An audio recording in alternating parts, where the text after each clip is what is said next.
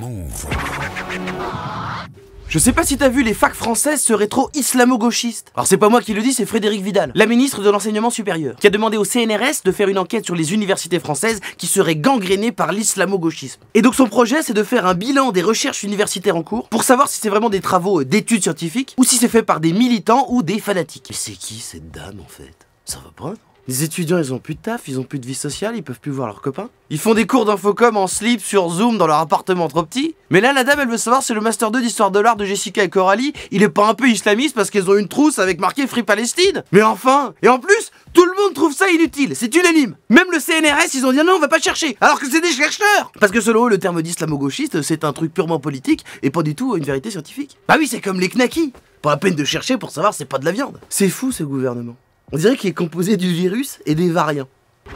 Je sais pas si t'as vu le masque anti-Covid. La société française BioSerenity a développé un masque qui serait révolutionnaire. Selon eux, ce masque est le premier à être capable de filtrer l'air et le décontaminer. Et ça a l'air un peu sérieux puisqu'il a été conçu en partenariat avec l'hôpital de Lille, l'INSERM et le CNRS, les institutions publiques, ce qui explique sûrement le nom pété en 8. Sidaltex. Ah bah quand le blaze est aussi pourri, c'est forcément qu'il y a des gens payés par l'État là-dedans. Comme le TGV Inouï. Nul. Il est composé de 4 couches, dont une filtrante rendue bactéricide et virucide par un principe physique et un principe chimique de blocage, via l'utilisation de 2 molécules, la cyclodextrine et l'ammonium quarantenaire. Quartenaire. En d'autres termes, ce tissu serait capable de tuer le virus. Ça ressemble à une bonne nouvelle, mais moi avec les masques, je me méfie maintenant. Au début, fallait pas en mettre, après on nous a dit si, il faut en mettre, mettez-vous mais un slip pour aller chercher le pain sur la gueule, et vous allez sauver des vies. Et maintenant, on peut en mettre, mais pas sur un tissu. Du coup, bah démerdez-vous avec ça. On verra bien si celui-là est toujours autorisé dans 2 mois.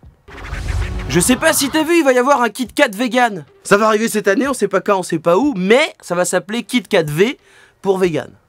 On s'en doutait, non? Parce que V pour Véronique ou Kinvé, c'était complètement con. Et Nestlé affirme que leur nouvelle confiserie chocolatée sera totalement exempte de matière animale. Et qu'il aura le même goût. Ouais. Ça c'est comme les gens qui disent moi je vois pas la différence entre le Coca Light et le Coca, je suis désolé. Vous êtes des psychopathes, vous êtes des serial killers. Mais bon, en tout cas, apparemment, Nestlé a réussi à développer un chocolat à base de plantes.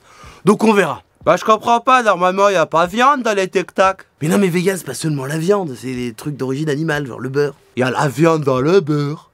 T'es différent de nous toi, non? C'est pas vrai, c'est juste je suis un petit mental avec pas beaucoup de capacité. Je suis con. Move Radio, Hip Hop Nation.